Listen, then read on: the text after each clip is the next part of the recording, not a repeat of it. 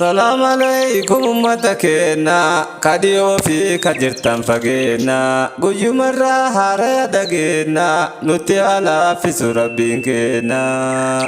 Profeesar Muhammad Amini nu barsiisaa miidhagina diinii taateen hunduu rabbii kiyya siinii hindee boddee na obaasi diinii.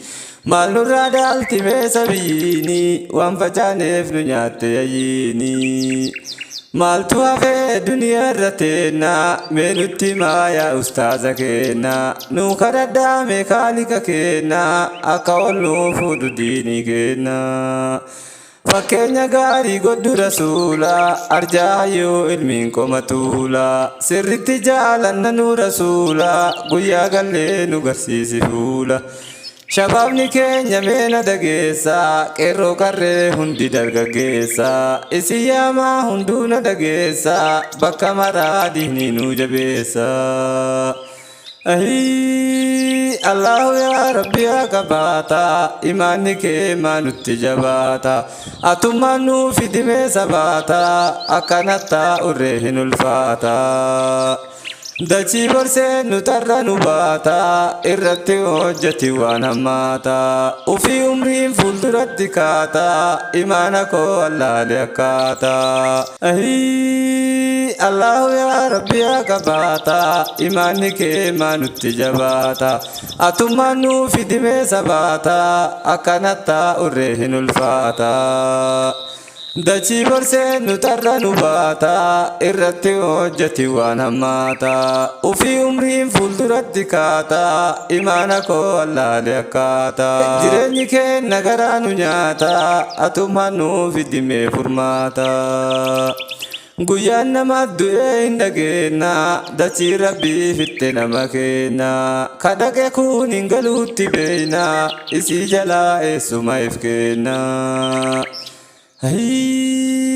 Wallahi nu yaaddessite qabriini namni tokko hin hafu amriini yoo na duubaatti haftan umriini sirritti naa kadhadhaa rabbiini. Wallahi nu yaaddessite qabriini namni tokko hin hafu amriini yoo na boodaatti haftan umriini sirritti naa kadhadhaa rabbiini.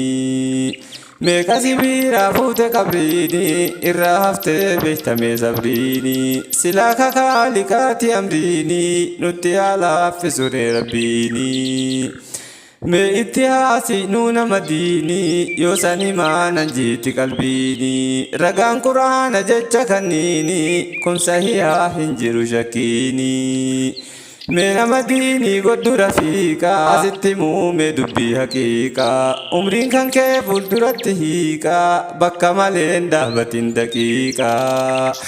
Faayiristee jineessa nu geessaa mee hin raanfatin dargaggeessaa duuti naftuu barduu dafteessaa eegan hafiin uumamni kaleessaa.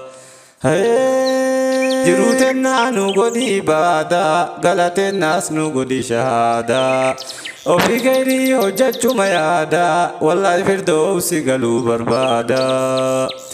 Jiruun duniyaa kuni gabaaba maaliif jecha nu fida azaaba arraaf ergaa nan qabu gabaaba ergaa kan koo asirratti dhaaba.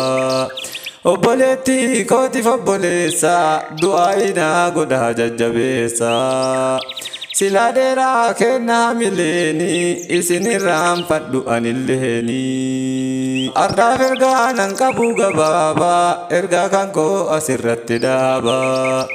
Obboleetti kootiif obboleessa du'aayinaa godhaa jajjabeessa silaa dheeraa kennaa mileeni isin irraanfadhu anilleeni.